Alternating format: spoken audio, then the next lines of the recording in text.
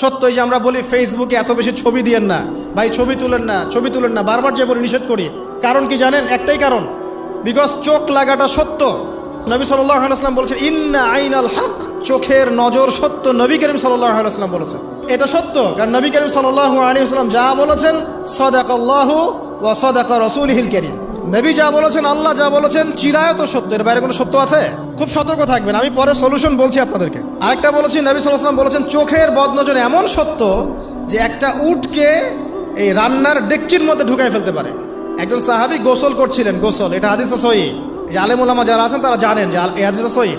একজন সাহাবী গোসল করছেন, তার গায়ের চামড়াটা খুব সুন্দর ছিল, একদম স্কিনটা অনেক সুন্দর থাকে না এমন কিছু মানুষ?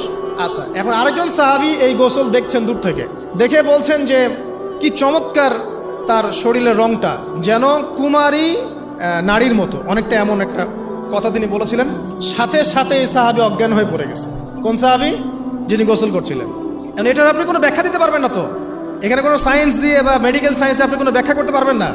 একটা ব্যাখ্যা দিতে পারেন, কিন্তু কেন সেটা হলো সেটা আপনি অ্যান্সার খুঁজে পাবেন না। তো নবী সাল্লাল্লাহু আলাইহি ওয়াসাল্লামের কাছে নিয়ে যাওয়া হলো তাকে। তিনি বললেন যে এই ব্যক্তির ব্যাপারে কি কেউ ভালো মন্দ কিছু বলেছিল?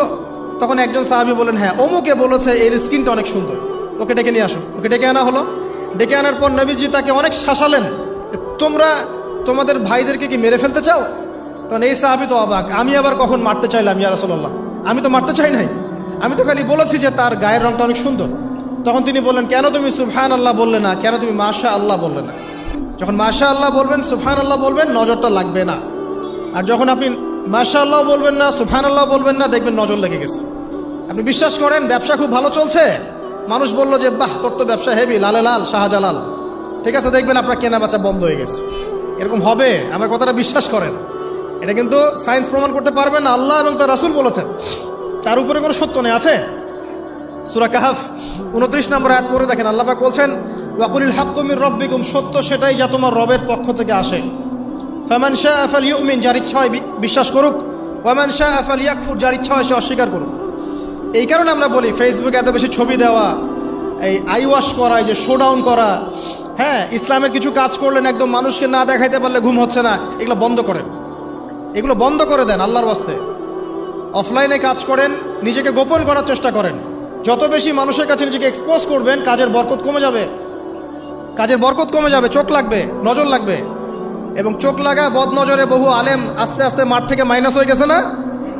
যায় নাই? এখন কি আলেমদের সংখ্যা বেশি না কম? যত দিন যাবে আলেমের সংখ্যা আরো কমে যাবে। নবীজি বলেছেন আলেমদের সংখ্যা কমতে থাকবে, মানুষ জাহেলদেরকে আলেম বানিয়ে নেবে।